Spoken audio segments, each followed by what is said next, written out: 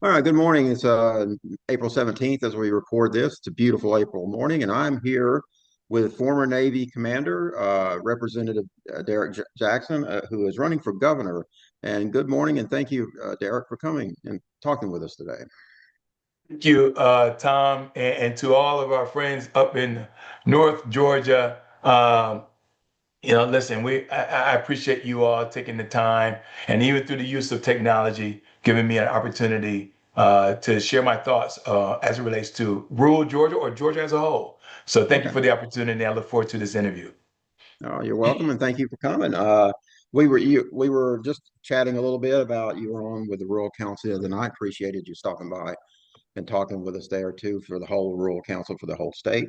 Uh, but what we're sort of a little band of North Georgia counties who are trying to get more information to our voters, and so we always appreciate any candidate coming by and talking with us for 20 or 30 minutes. And what I typically do is at the start, I just sort of ask the candidate to give a little background about who you are, what your life experiences are, what brought you here, anything that you think is relevant that voters might need to know. So I'm going to turn the camera over to you and let you go ahead and do that. Again, thank you so much, Tom. I think this is so important for us to have this conversation. But let me just tell you a little bit who I am. In fact, my mother, born and raised in Burke County. Some folks may not know where Burke County is, but Yeah, it's in the rural parts of the state, right outside of Augusta, right. Waynesboro, Georgia. And my mother left Georgia in 1960, looking for a better opportunity up north.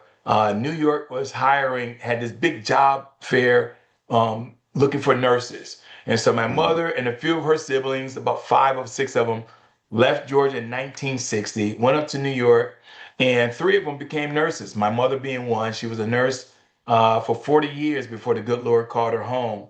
But 6 years later, after my mother arrived in New York, voila, her only son. The pace of New York was just a little bit faster than Burke Oh County. yeah, yeah, yeah. Um, and I was born in 1966. And so I always like to start there because I tell folks I have the better of both worlds. My mother, although she didn't birth me in the rural parts of Georgia, but she gave me rural Georgia values, what it means to have community and family and service and have it with a compassionate heart. I mean, she was a nurse for 40 years, so she raised her Right. only son to go into the world with all of these values and principles. And so when I graduated from high school, I went into the United States Navy following my cousins who were in the Navy at the time. And I'm the youngest of six first cousins that went into the United States Navy. Mhm. And I learned then, Tom, what I know to be true today. Leadership matters.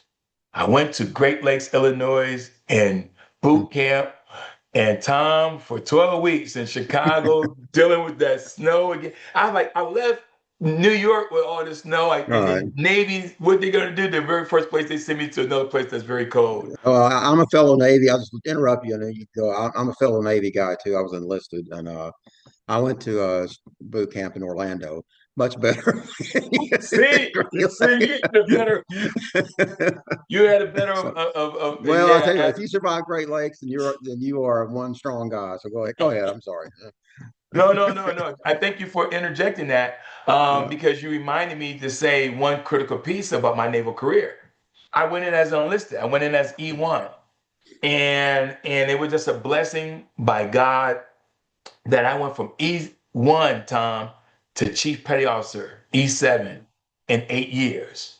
Oh, that's great. Tom, you and I both know on average in the Navy, it would take the average person to get to Chief Petty Officer in 15 years. Yeah. Yeah. It takes a And while. and I did it in 8. And so it was just a blessing. I did everything right. I was focused, leadership, discipline, and structured.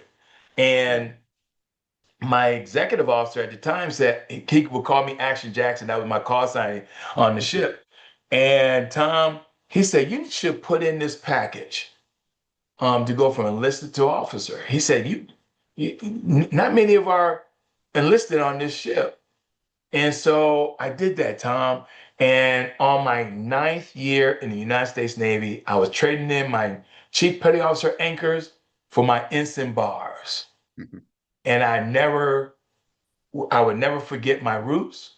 It's great being a Mustang and retiring as a commander. And I tell folks that I have the better of both worlds, understanding what it takes to be of our enlisted men and women and our officer side. And that's the reason why I'm the most qualified candidate to be the commander in chief in Georgia. We often forget, Tom, that there are many functions for the governor, but there are only two roles to be the CEO and the commander in chief.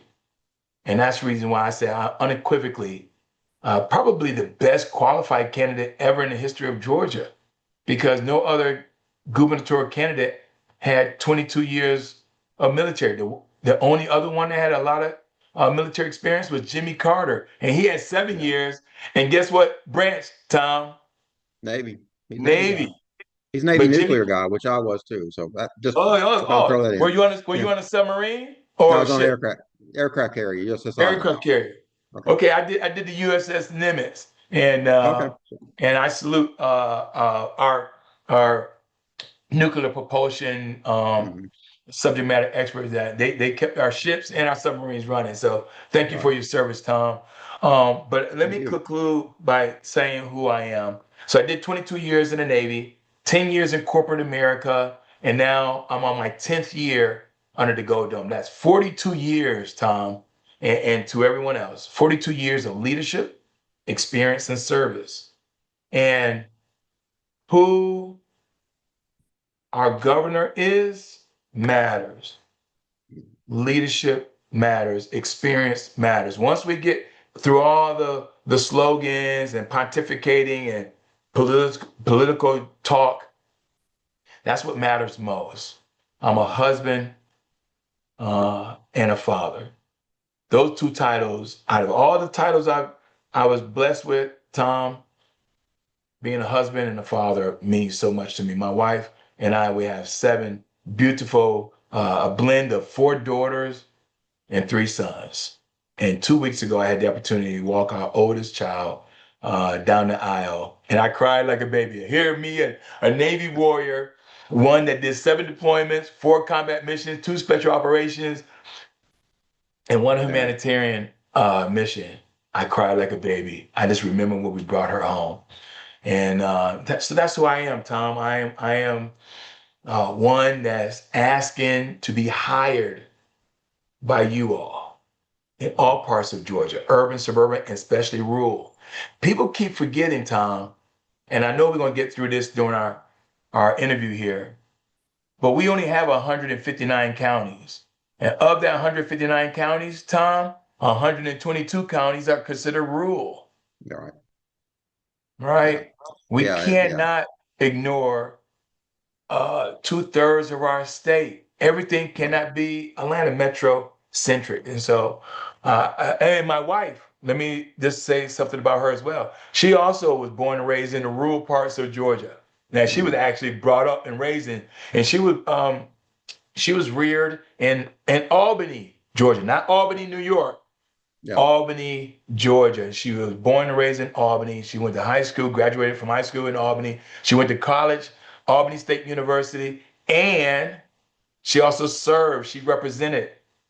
She was a state legislator for Albany, Dougherty County, and so she did 4 years as a state representative representing Albany. So you will have a governor with a rural Georgia background, values, and principles, but you will also get a first lady, Tom, a first lady born and raised in rural Georgia. Just there's no other combination. And so I submit to you all to hire us to be your 84th governor and first lady. That's always going to keep rural Georgia on the front part of our brain, because our families to this day still live in the rural parts of Georgia. I was just in rural Georgia yesterday, and I spent all day right outside of Augusta. It matters most to me. And I was up in Gainesville, Rome. I'm trying to make my way north, go towards the Blue Ridge Mountains, Yeah, south towards Valdosta to the coast, where Chatham and Brunswick and Kings Bay, right. to west, Columbus and Muskogee and Quitman. We've been trying to cover as much as possible in the last 10 months of running for governor. Well, and it sounds like you're doing that, and thank you for sharing all that. What would you say now? You're running for governor, issue wise. What are your top two or three issues that you would like to tackle as the next governor of Georgia? Yeah, thank you for that excellent question because I think it, um, it's paramount when you look at the seven individuals who are running on the Democratic side and then the Mhm. five individuals running on the Republican side. That's 12 individuals running for governor. You got to have an apples to apples comparison. And if you go to votederrickjackson.org, you see I'm the only one that have a comprehensive approach to what I would do on day one. Obviously, I'm the only legislator, I'm the only Mhm. elected. So I've introduced a lot of bills, Tom, under these last 10 years. But did five things to answer your question clearly and succinctly. I'm going to focus on family. I got to start there. I got to start there. I got to start focusing on families in urban, suburban, and rural, white and black, old and young. We got to, Tom, our families are dying in Georgia. 25 years ago, Tom, 25 years ago, 12 counties were experiencing more deaths than births. Today, 94 counties are Yeah, experiencing more deaths than births. And so I got to focus on families. I got to focus on families every day, much like I do my own. And that brings me to my second critical area that I'm going to focus on. And that's healthcare. Them mhm. 94 counties that are experiencing more deaths than births, Tom, majority of them, 70% of them, are in the rural parts of our state. Yeah, We got to keep our rural families alive. And so I got to focus on healthcare. We have healthcare deserts across Georgia right now as we speak. 13 hospitals in rural counties are on life support. We got to keep these hospitals open, Tom. Got to keep them open. So my second priority would be healthcare. My third priority is affordability. Tom, I'm taking care of my 89-year-old aunt, my mother's mhm. oldest sibling that was born and raised right here in Georgia. She's 89. Her memory is slowly but surely fading away. But our affordability for those of us who are in the sandwich generation, taking care of our elders and helping raise our Yeah, children, affordability is a real crisis. And mhm. some people just use it as a bumper sticker and a slogan. I understand affordability. I've introduced bills to make sure our seniors are not taxed out of their homes, Tom. My 89-year-old aunt, she doesn't have the ability on fixed income to move somewhere else. The home that she purchased, Tom, was $60,000. That same home today is now $500,000. Yeah, Okay, I gotta make sure our senior citizens, our teachers, our nurses, our vets, especially those who are residing in the rural parts, affordability is a real crisis. And so I'm the only one been talking about increasing our minimum wage from $5.15. Our minimum wage, Tom, right now has been $5.15 for the last 25 years. There are only yeah, two states where we fall less than the federal minimum wage, which is $7.25. Georgia is one, and Wyoming. Why in the world are we at the bottom with Wyoming? Nothing against Wyoming, but the amount of money that we have in Georgia, we just signed a budget for $38.5 billion, Tom. 38.5. We're sitting on a $14.3 billion surplus. But you wouldn't know it because we're not reinvesting back into rural Georgia like we should, like broadband, right? Affordability is my third point. Public education, Tom, is point number four. We got to make sure we update this antiquated 1985 QBE formula and add a funding weight. Because what I discovered during COVID, and much of you all in rural Georgia discovered this too during COVID. We were asking our families to shelter in place. We were asking our children to learn from home, but they did not have a computer. And for those who had a computer, did not have broadband and internet services. So why are we asking families in rural Georgia to do something based on the knowledge of the Atlanta metro area? Right. We got to make sure all counties, especially the 122 counties that are considered rural, have the benefits and the resources that we have in the Atlanta metropolitan area, especially as it relates to healthcare, relates to public education. And so public education is point number 4. And then my 5th and final point, Tom, our constitutional rights. Tom, you and I and others, brave men and women who serve this country, our constitutional rights are being threatened. From civil rights to voting rights to human rights to LGBTQ rights. And I think that's wrong. I had the opportunity, Tom, I just turned 60. I may not look like I'm 60, but I just turned 60, Tom.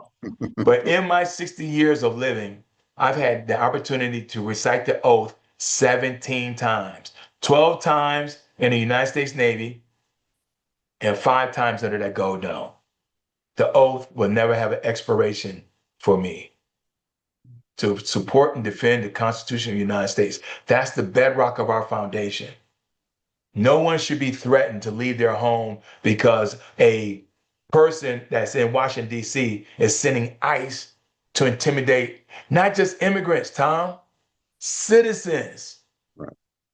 You and I serve this country. We should not have ICE. Their budget, Tom, is more than the military. Right. That's wrong. And they're going after our constitutional rights. And so as Commander-in-Chief of Georgia, I will stand up for our constitutional rights. Those are the 5 things: family, healthcare, affordability, education, and our constitutional rights. On day 1, I'm ready. On day 1. There's no learning curve. I've been under that gold dome for 10 years, Tom. I'm ready to go to work. But you are the employer. I am the employee. And I'm asking you all to hire me. Okay. Well, thank you. Those are 5 very good topics and 5 big topics for the state government too. Okay, so I'm going to sort of narrow in on one of those just briefly, then we can talk broader. Sir. Georgia is supposed to be the #1 business or #1 state for business. That's Governor Kemp's sort of byline, I guess you could say. And there may be. I'm not denying that Georgia is a good place to work or have a business. What do you think could the next governor, do on the flip side of that? Not necessarily be only the first and best state for business. What about workers? What can we do now for workers to benefit as well? Yeah. Thank you, Tom. I think that's an excellent question as well. Because the last 2 governors, Governor Deal, and as you stated, Governor Kemp, started this marketing campaign. We're the #1 state to do business, Right. right? But they're not telling you what kind of business, Tom. Corporate. I'm going to be the #1. I'm going to be focused on 2 areas. We're going to be the #1 state for family and the #1 state for small businesses. Okay? All right. We're going to be #1. And here's the reason why. I want to be the #1. We need to be the #1 for family. Let's start there. We need workers. We need to make sure that they're trained. We need to make sure that they're educated. And that's why, Tom, I introduced the strongest piece of legislation in the history of Georgia that's pro-labor and pro-union. House Bill 1493, House Bill 1493. Now, my competition, they said, well, you're the only one can introduce bills because you're the legislator. I said, yeah, because I don't quit, right? Another person was under that gold dome. He only did 3 years, but he quit. He decided to stop. All right. I did not. So I introduced House Bill 1493. It's the strongest pro-labor bill that strengthens the middle class, the working families. It repeals the at-will and the right-to-work clause. No employee should be threatened to lose their job just because no reason at all. And so that at-will and that right-to-work clause has been intimidating to our employees. We got to remove this fear and intimidation from the workplace. That's #1. So, And then number two, small businesses. Tom, we have nearly 1 million small businesses. From small businesses, and that includes farmers too, right? And so I'm going to take $1.5 billion out of the surplus, and we're going to create a small business grant. You can get up to $50,000, a grant, not a loan, Tom. I want us to be an incubator for small businesses. These nearly 1 million small businesses, they should know they have a governor that sees them and hear from them. But there's only one string that's attached to this $50,000 grant, Tom. You got to keep your business in Georgia. And the reason why I'm focusing on small businesses, we're going to be the #1 state for small businesses because small businesses, they are our families, they are our neighbors, they are our friends. They're intertwined and integrated in our communities across Georgia. And I also discovered during COVID that we were taking care of big business, but we left small businesses behind. We lost nearly 1/3 of small businesses here in Georgia, from the mom and pops restaurants to janitorial services to lawn care. 1/3 of those small businesses went out to work, went out of business. So others talk about #1 state to do business, but they don't tell you what type of business. We're going to be the number, when I become governor with your vote, we're going to be the #1 state for family and the #1 state for small businesses. Yeah, well, thank you. Good emphasis too, I think, on the labor and on the small business side. We've kind of already talked about the advantages that you have over your opponents. You have the military background, you have the corporate background, you have the legislative background. You've got all that that I don't think your other opponents share. That's fair. I mean, some of them have been in the legislature and so forth. But let's talk a little bit about just the politics of things for a little bit, especially. Okay, let's say you are the Democratic nominee for governor, and you are at the top of the combined campaign, along with Senator Ossoff. Combined campaigns are not something that we as a party have done particularly well. You know, we've had our stumbles here and there. I think we're trying to get off to a better start now. But as leader of that combined campaign, how would you do things maybe a little bit differently than we've done in the past so that we are more successful this time around? Yeah. You know, Tom, that's an excellent point too, right? Because we typically say we are combined campaign, but we're, to your point, we really fractured because Yeah, we have a big tent. And I right. think me being a gubernatorial candidate, not only we will win in November, because Tom, you and I both know there are three groups that the Democratic Party continue to leave behind. The military is one group. Tom, Hmm. Right. standing next to Senator Ossoff, I will be able to bring the 700,000 military men and women and their families to the forefront of the conversation. Yeah. We got major military installations in Georgia, but Hmm. you wouldn't know that, Tom, because we don't talk about it. The Right. Democratic Party, for whatever reason, Tom, we don't talk about our patriotism. Yeah.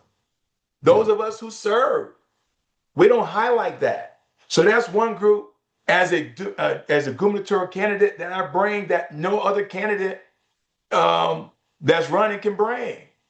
Hmm. They do not have military background, and everybody make their own decision in terms of their career choice.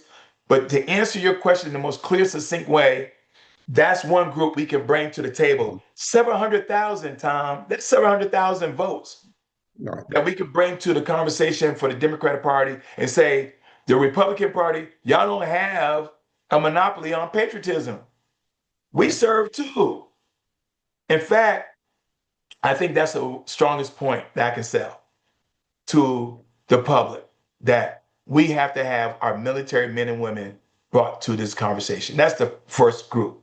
The Mhm. second group, Tom, is rural Georgia, Right. right? Me and my wife. The other candidates don't have a first lady that would be as qualified as my wife. We can't dismiss that. It, Right. it is a package deal. You get a governor and a first lady. And for us both to have roots from rural Georgia, so the rural Georgia conversation will be on the forefront. We can go in all 122 counties and speak rural Georgia language because we're born. I mean, I wasn't born in rural Georgia, but my mother taught me so much, and I still have a significant amount of family in Waynesboro, Swainsboro, and Statesboro along the coast. That's rural, right? We have family reunions, and my wife is South Georgia. So that's point number two. Rural Georgia would not be ignored because you will have a Derrick Jackson and Camilla Jackson making sure that rural Georgia is on the forefront of this conversation as a gubernatorial nominee. And then the third and final one, Tom, and I think it's very critical that we need to have this conversation around. What better candidate to fight against the federal government than a retired military officer as commander in chief of Georgia? Right. Everybody keep talking about fighting against the federal government, but they're not telling you how they will do it. I will exercise the 10th Amendment against this federal government. Tom, the federal government right now did not send Georgia back $300 million. And Governor Kemp is silent on it. $300 million. That's going to negatively impact us. And it's going to really impact rural Georgia. So I would be a governor that not only go after the federal government and exercise the 10th Amendment in the strongest possible way. So having that conversation as a gubernatorial nominee, if I'm so selected and elected, um, that's the kind of leader and fighter we need right now. Because the federal government we're considered a donor state, which means we're sending more money to the federal government, and the federal government is not reciprocating our dollars. From Medicaid expansion, they're holding $7.1 billion of our money in DC. That's wrong, Tom. I will be Right. that fighter and leader to make sure the 11 million of us in Georgia will be taken care of. Okay. Thank you. I think I've got one more topic before we start heading into the wrap up here, and this it's a pretty easy one in a way, but I just have to explain. I always like to drive this point home to people. Uh, we elect a governor this year. Let's say we elect you as governor in November. The chances of you being reelected in 2030 are pretty high. Most Georgia governors get reelected to a second term. And then that's Just turned 2030 is 60, very important. Tom. I just turned 60. That's important, right? Right, right, right. You and I are Gen Xers. We still got a little kick left in us, so we got a ways to go there. So, but in 2030, if you get reelected, then comes reapportionment.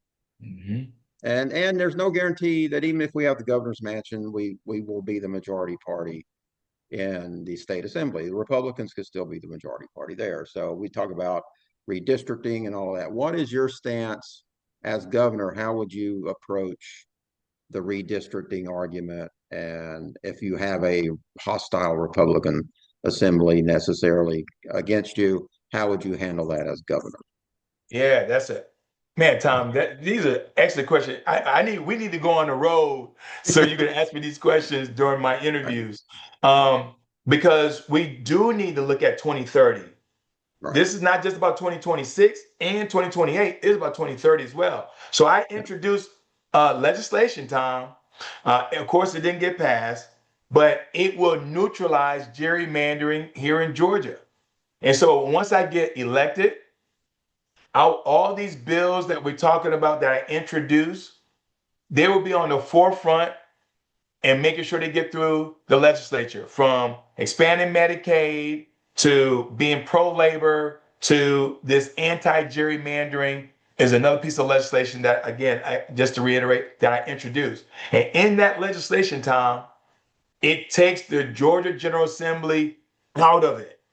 We will hire a neutral, nonpartisan, bipartisan, however you want to look at it, commission to draw the maps.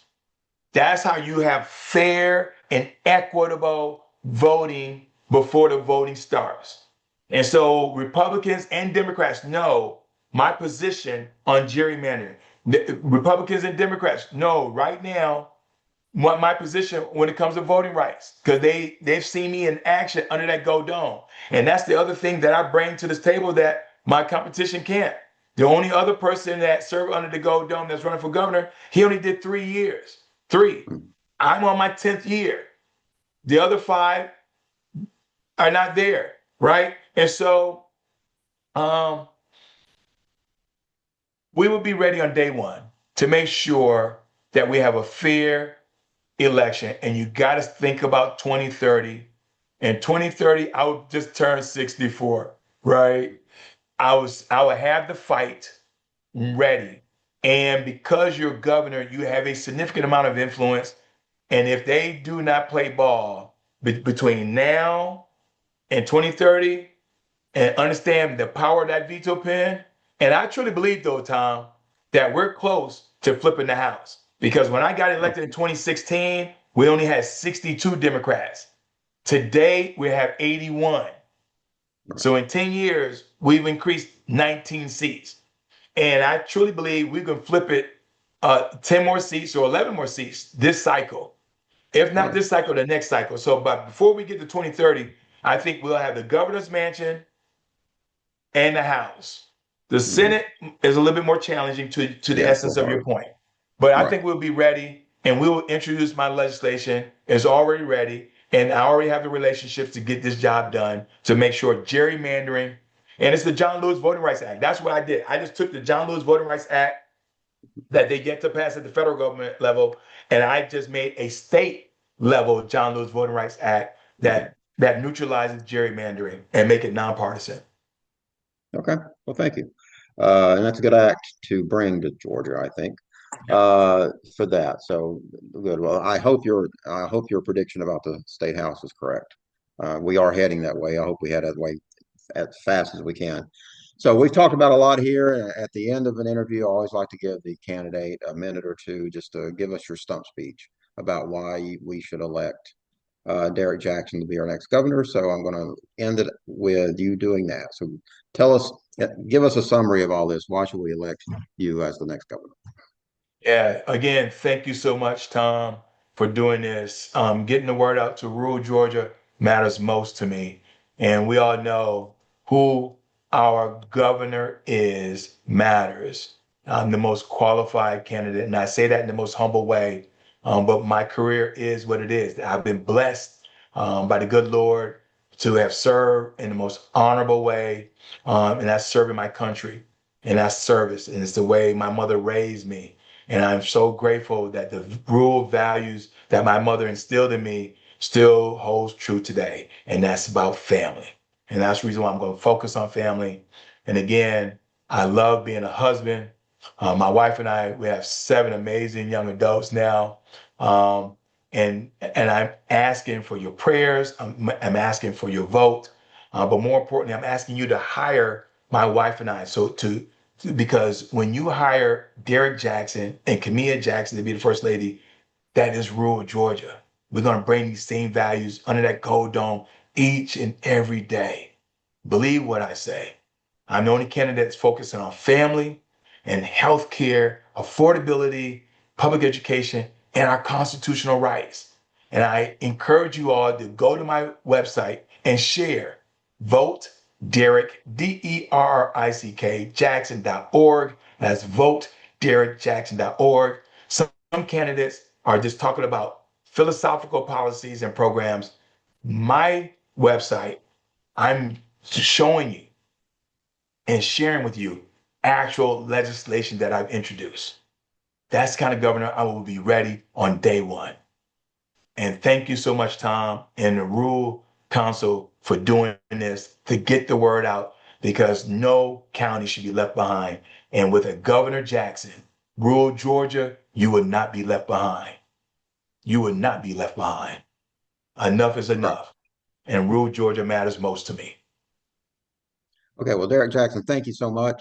Thank you for running. I always like to thank all the candidates to step out. It's a huge state, 159 counties to try and get to. It's not easy. I know you Yeah. your time is eaten up every day with interviews and that sort of thing, but I thank you for taking the time out today to talk to us. And good luck on the campaign trail to you. Yeah, thank you so much, Tom. And as a matter of fact, I'll be leaving here in an hour and a half to go talk to 200 senior citizens, right? Mhm. Those who are over the age of 70 at this nursing facility, because I think it's important that our nursing homes that's filled with our elders should hear the voice of their next governor. But more importantly, for me to hear from them as I continue to take care of my 89-year-old aunt. We're not going to leave nobody behind, and our elders are certainly part of that equation as well. And Okay. so you're right. It's early mornings and late nights. Yeah, yeah, and we appreciate that. Thank you, Derek, for coming by. Thank you so much, Tom.